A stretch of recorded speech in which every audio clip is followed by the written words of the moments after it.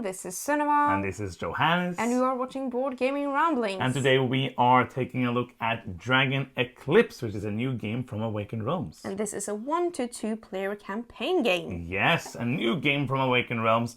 We are a fan of many Awaken Realms games. Yes. And especially maybe the campaign games that they have made. Absolutely. Those have been our favorites of their games so far. Aetherfields really like that, and also ISS Vanguard, Tainted Grail. Yes. And now we really also liked the Great Wall. It's like the other non-campaign game from them that we have really enjoyed. So when we got the chance to do a preview for the new one, we said yes, obviously, because we have now played it. We said no. We said no. We have not played it. We don't know anything about it. We just made this box. No, we actually did play it. We have gotten, of course, a prototype from the publisher, because that's the only way to be able to play the game right now. And this prototype contains 2 scenarios that we have played. I'm also always very wary of spoilers and stuff like that when we play these kind of campaign games and talk about them. The publisher told me that we are to take everything in this box as non-spoilers.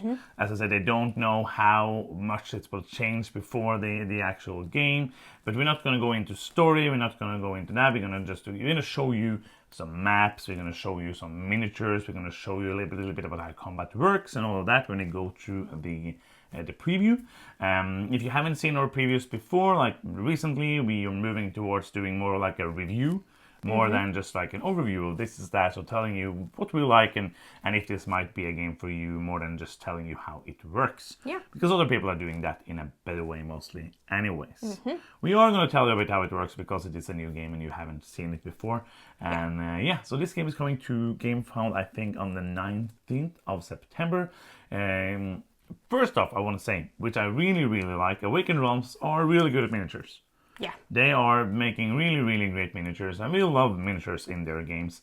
But all people don't feel like they need miniatures and then feel like it is just more stuff you don't need. So this time, Awaken Realms has done something I really love. And that is they're offering now a pledge without miniatures. Oh, I really love that. There are so many games, especially in the Euro genre, that I feel like, does it need miniatures? I don't really feel like that.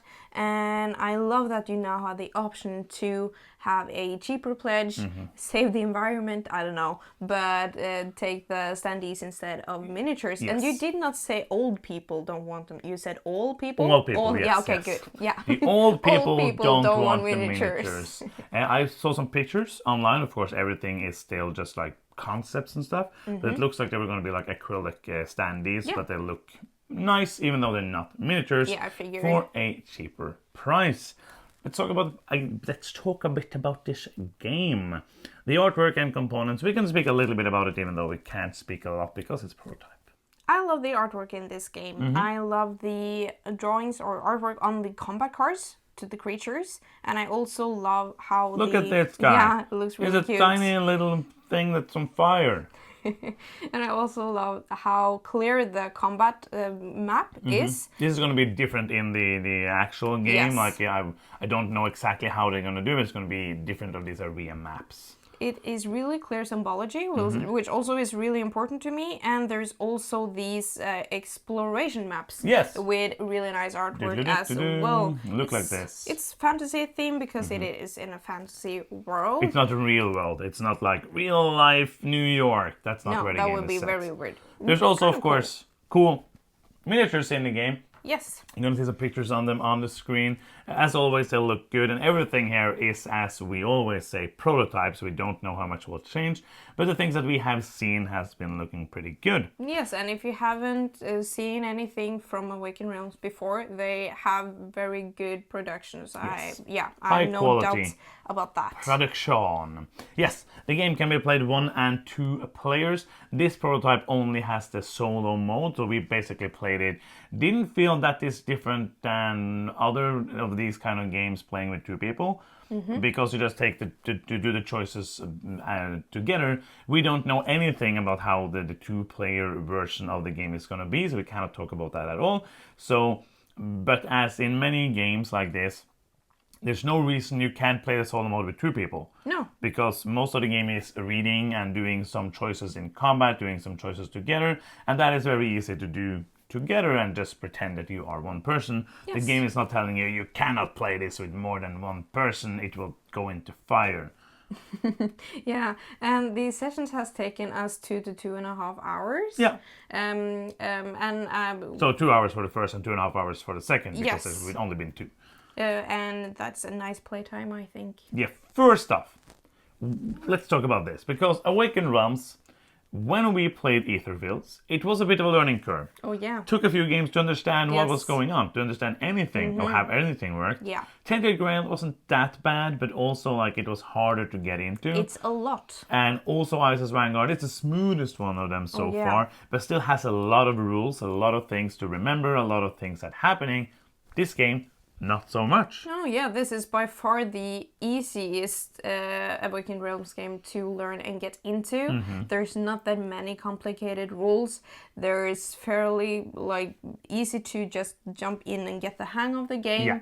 So yeah, less of a learning curve, absolutely. And that was really a pleasant surprise. Like I read the rulebook once, and then we started playing, and it really didn't have to check a lot in the rulebook. Checked a couple of like concepts that I had skimmed through, like the combat, all of these, what these keywords does. I don't need to learn that before starting playing and all of that. But other than that, like it's a very, very simple, and the game is kind of split into 2 parts. And now we're going to talk about those 2 parts. But first, here's an ad.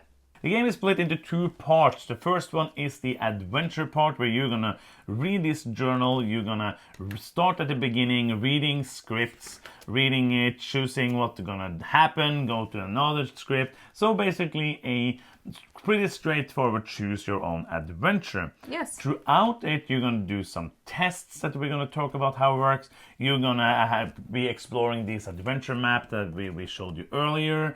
And sometimes it's going to tell you to go into combat, which is the other part of the game. But let's start talking a bit about this. Because in this kind of games, the writing is important, the story is important, because this is a game where a lot of the game happens in your mind and not on the map. So it's kind of different from the other Awaken Realms games in that regards. Yeah, that's true. I think the writing is good. It paints a picture that you can easily imagine, and it describes a world that you would like to get to know better. And I think that this feels very familiar. Yes.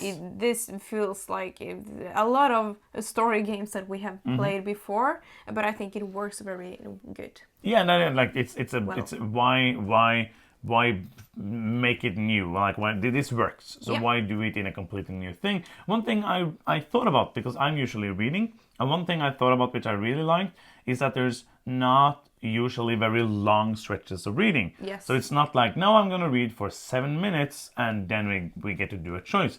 It's more like you read maybe like 30 seconds a minute, something happens, you go to the next thing, something happens, you go to the next thing. So it felt like the flowing of that felt very well, and didn't feel like I was sitting there reading a book to you, which sometimes is fine, but it was it felt like overall to the whole game, it felt very, it made sense that the things, some were longer, but it made sense that it was that way.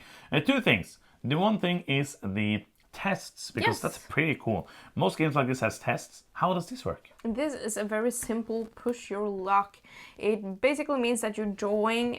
I love that they're using the item deck for the push your luck element as well. So in the top corner here, you have a number, and you sometimes have a moon symbol. So you want to push, for example, in this test. I'm gonna find a test here. Yeah. So if you don't want any spoilers, don't read anything. You want to have more than 5 to get a good outcome of the test. Sometimes you get something either way, but not always.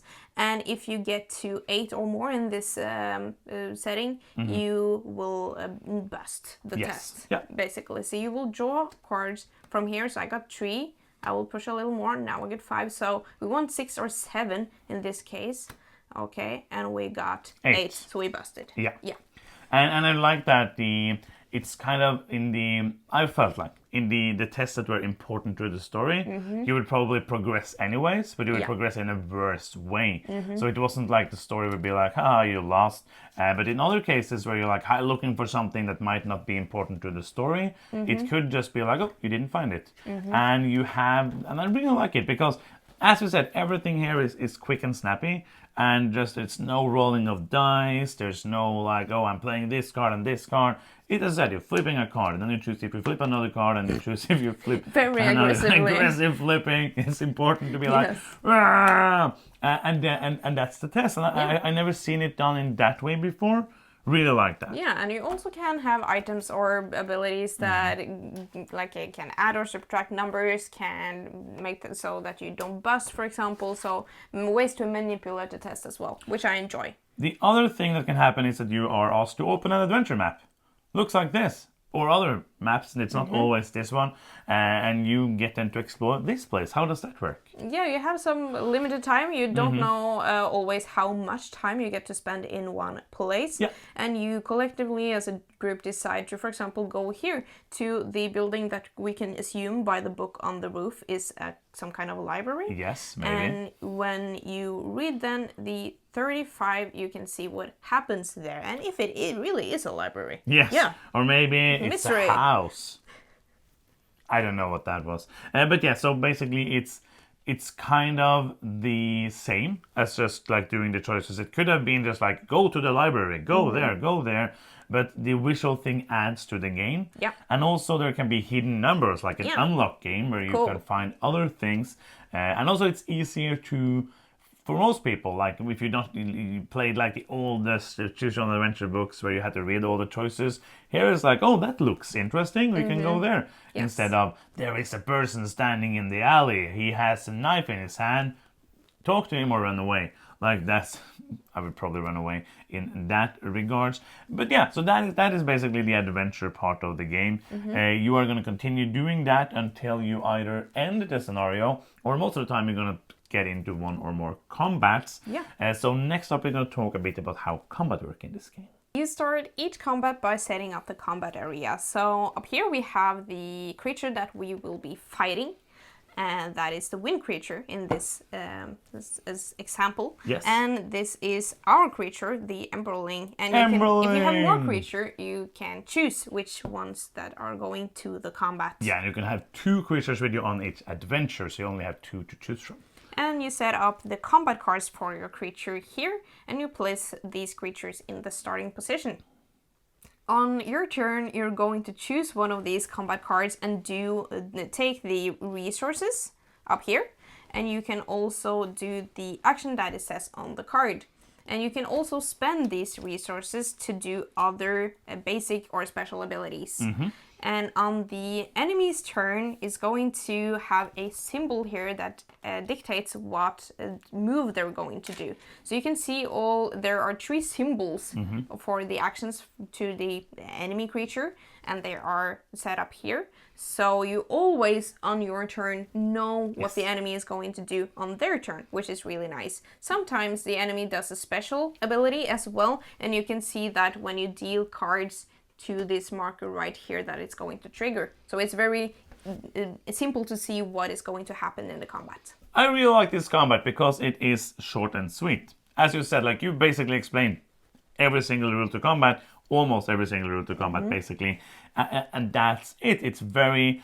It's taken like the mechanisms are toned down, it feels like. It's very simple, but still it's a nice puzzle. You have the different characters that you play with, the different creatures are gonna dictate or change how you play. The different decks, there's deck building, we're gonna talk a bit more about that later. And also the different creatures that you meet are very different. Yes. So the different combats we have experienced so far has felt very different each time. I agree. Like there's been enemies that are super annoying, trying to just like run to us and hit us in the head and run away again, and others are just bursting through us with super heavy attacks, just like feeling very different how they work. There's also another thing you can do in this game because you are a tamer. What can you do? You can actually tame the creatures that you are fighting. Yes. And not always, but some of the times. Some of the times. And then you have different criteria that you have to meet to be able to tame them. So you can either like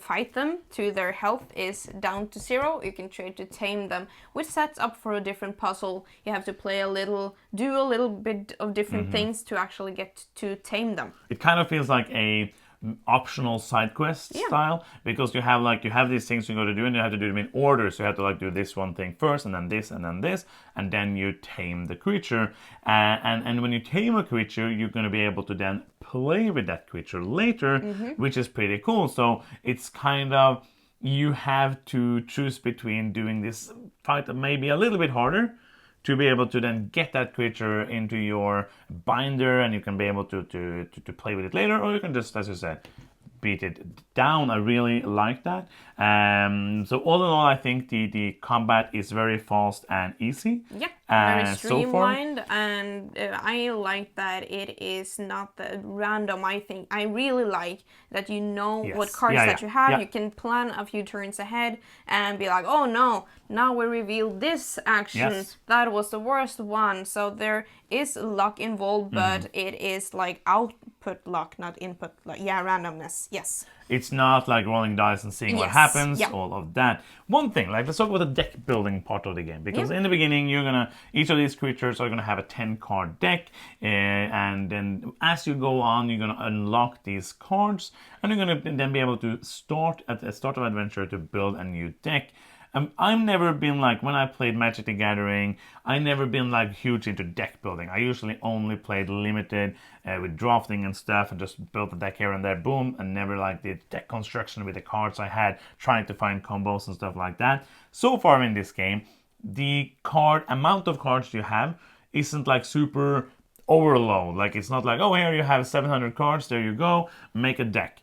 It is like, okay, now we got 4 new cards. Is there any of these cards that we can exchange for cards in the deck, or decks that we already have, to make it better? So I like that a lot. I think like the 2.5 hours we spent the second time we played is also including the deck building aspect of that, which took maybe like 10 minutes or so. Yes, so it how feels did you, like a deck building light to me. Yeah. And I like that most of the cards are gain more resources, move, attack, have some more defense, have some more attack power, do a special ability, for example. So they are pretty cool to sit and like tweak a little bit, like, oh no, we took out all the move cards, that is not clever. And then you get to, for example, this combat, and you see like, oh, the one card that we put in that is useless right now because of that, the way that enemy fights. What I really like is that it's a very simple deck building. You said like deck building light, because you have 3 cards that you have to have, like basic cards, and you're gonna have 7 other cards, and you can only have 1 of each copy. Yeah. So it's not like, okay, do we need 2 of this or 1 of this? No, if you have that, you have that. You cannot have it again. So it makes it very easy to do that part of the game, and not a hassle, which I like. For example, when we played Lord of the Rings, the card game, and then I felt like, oh, we need to build a specific deck for this scenario, and that was not fun for me. Yeah, that is the reason that we didn't play that one. Another thing they have done, which is like a kind of like an homage to the trading card people like me, and there's booster packs in this game. So throughout the campaign, you're going to open booster packs, and when people hear booster packs, they're going to be, no, random cards. It's not. Every game is going to have the exact same cards, but the order you get them in is going to be different. So when you get to open a booster pack, you're just going to grab a random booster pack and open it, and those are the cards you are getting to add to your decks. So that's also going to change then. Also adds to replayability if you want to play it again, because it's going to come with these boxes to put the booster back, so you have like a reset guide. And I think that's a neat thing. As long as it's not going to be, oh, you got unlucky and got the horrible cards, or you got cards just for creatures you don't have. In the one booster pack that we opened, it was like cards for most of the elements, but like it was more cards for one element than another element, so you could basically get more cards for the creature you want to play with. But I don't think that's going to be a problem. I think it's a very neat idea. Yeah, to me it feels a little gimmicky, but I think it's a fun gimmick. Oh yeah, Because you could just Absolutely. not have it there. I don't know what it like adds other than this little giddiness of opening up. Booster pack. Have you ever played a TCG and have the feeling on opening a booster pack? Nah. No, and that feeling is always good. Opening it up, hoping to get like a super cool card, and it's kind of like it's like a legacy game. You didn't have to have these things hidden in boxes. Yeah. But when you open it, it's going to be like more cool to open it. So I agree with you. It's kind of like a gimmick, but it's a nice little thing, and I like that they did that to kind of say like this is a way to do it without having actual random cards. Yes.